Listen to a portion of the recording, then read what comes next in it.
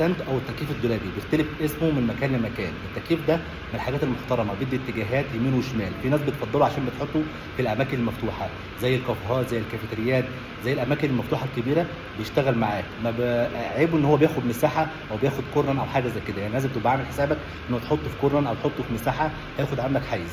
التكييفات دي من التكييفات المحترمه اللي هي بتدي تبريد في ارتفاع معين. تمام.